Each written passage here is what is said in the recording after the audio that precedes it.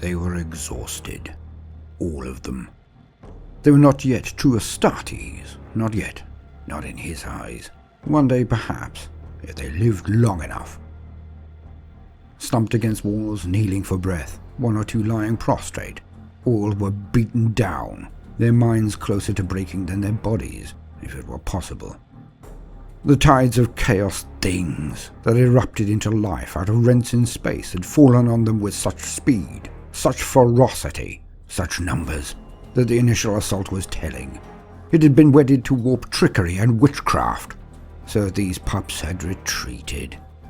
Unheard of, usually, but in the face of Magnus's warlocks, their minds had been turned almost inside out. Even the most hardened warriors of other chapters would have run at such psychic assault. The remains of the detachment were in poor shape, far worse. Every last officer, every sergeant, even the chaplain, were lost. Viggo Ulf looked around dispassionately. In his mind, he was the last, the only true Astartes in the bunker. He had been left behind to tend to the existing wounded or dead, to extract the gene seed.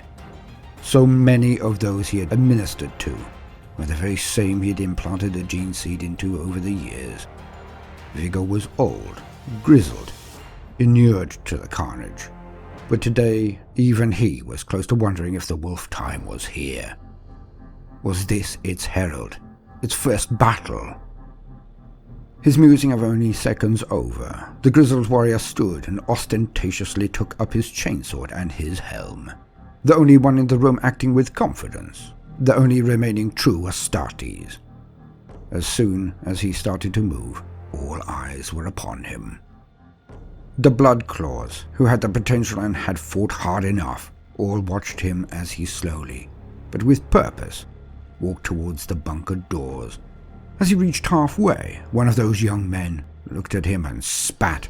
"Where are you going, old man? Think you to destroy all of the legions of chaos on your own?" Inside, Viggo Ulf smiled.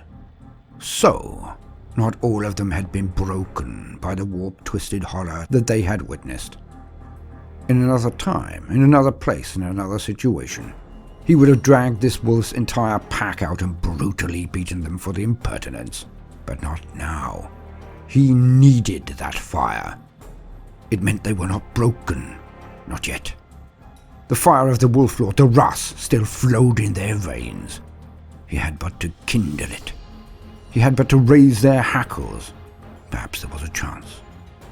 Viggo stopped and looked down at the young pup with its sneering, clenched teeth. He then threw his voice as best he could. It resounded around the room with ease. "Stay here, then. Huddle in the dark, awaiting your end." Viggo spat in front of the pup. It was working. The veins on their faces popped. Every one of them now looked like they would tear him to pieces if they could. As he walked now towards the door, he said casually over his shoulder, "The future of the chapter lies on the ground outside. The gene seed must be reclaimed if the sons of the Rus are to survive. For I see nothing, and no one here worthy of the name, the title of Volker Finrika." The roar was immediate, the activity crashing as all reacted. All took a step forward or leapt to their feet. Viggo ignored them and walked to the door, never missing a step as the clamour behind him increased. A risk, but a necessary one. As he attached his helm and his chainsword leapt into life, it was echoed behind him, one after another, until it felt like the room itself would shake down. As he pressed the control pad once, the door began to slowly lift. The purple lights and sights of cavorting chaos horrors dancing amongst the Space Wolf's dead made his bile rise. Viggo then smiled inwardly, as he was buffeted and bounced, nearly losing his footing, as the blood cores, all of them, let out a bellow of rage and charged past him into the enemy beyond. They would carve a bloody path through these chaos abominations, would allow him to get to the slain brothers and perform his dire task. For the gene seed was all. It was the future of the chapter.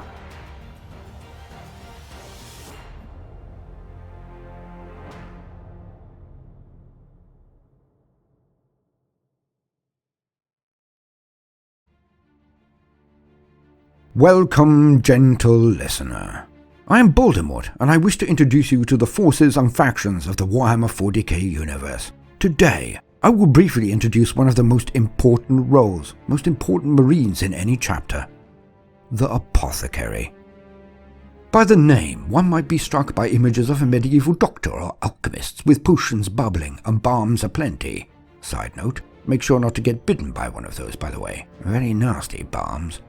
But this could not be further from the truth, for an apothecary is most often one of the most brave and dangerous of the entire company, for they are field medics, yes, but must also perform a task that is fundamental to the continuation of any chapter, the harvesting of gene seed.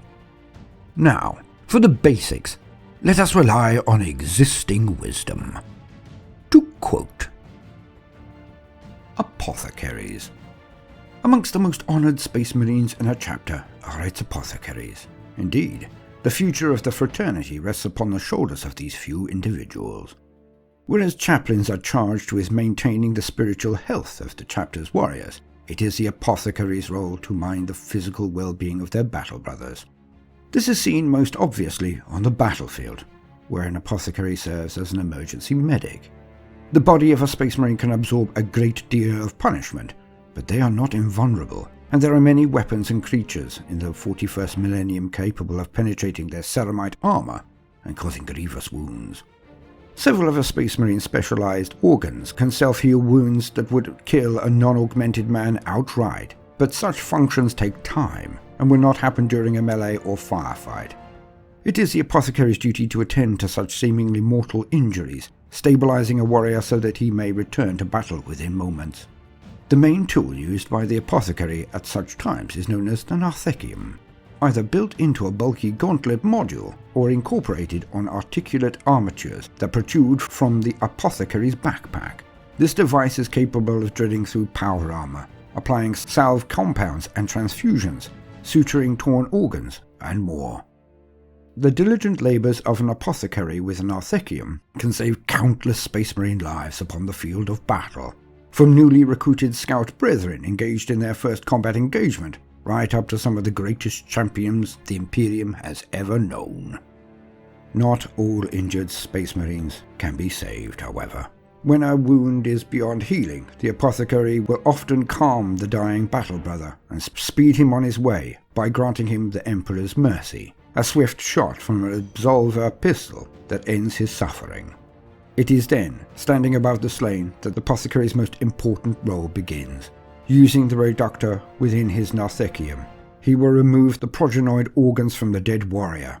From the precious gene seed held within these, future generations of Space Marines can be created, and the continuation of the chapter is assured. In many ways, even the fallen can live on forever. Apothecaries are armed and armoured like the brethren they serve, and have undergone the same extensive combat training. Their priorities may be surgical in nature, but they too are fully exposed to all the horrors of a battlefield, and every company of every chapter tells tales of the extreme lengths their dutiful apothecaries will go to ensure their charges are kept alive, one way or another. Apothecaries think nothing of shielding casualties with their own armoured bodies while administering aid, and it is no slight on the courage of these selfless field medicae to say that many have been shot in the back more times than they have in the front.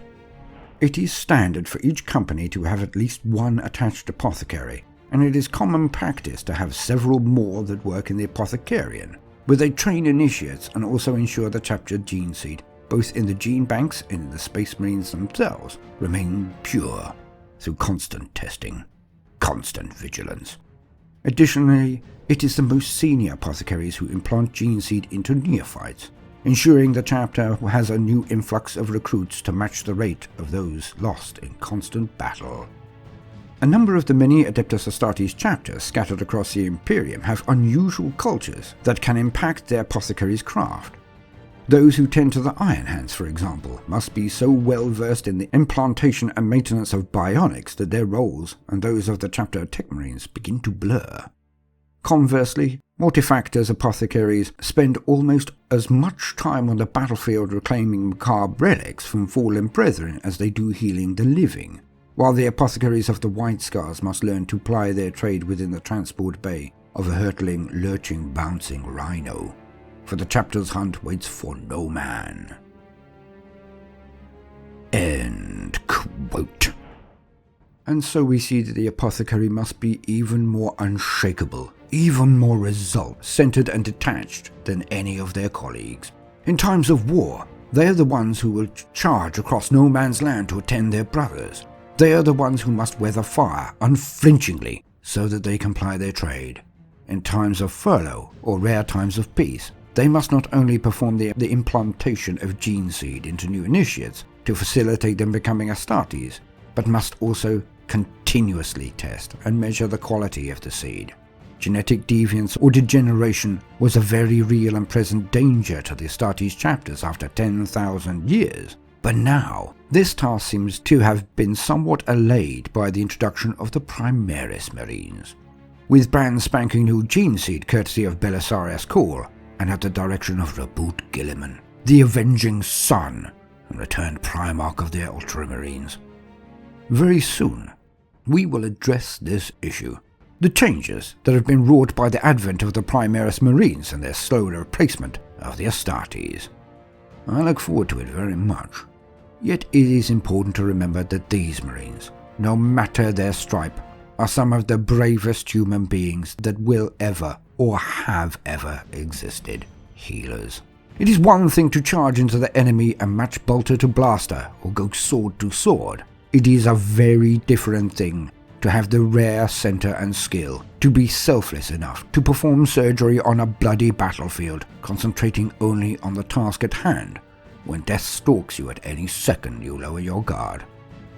For truly, it is the healers, the apothecaries, that are amongst the bravest of the brave.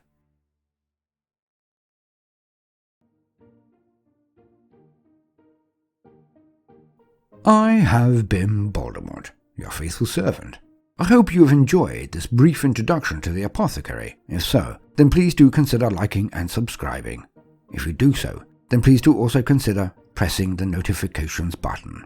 I would not want you to miss out. Now, no matter what you do today, do try to make time for fun. Toodaloo.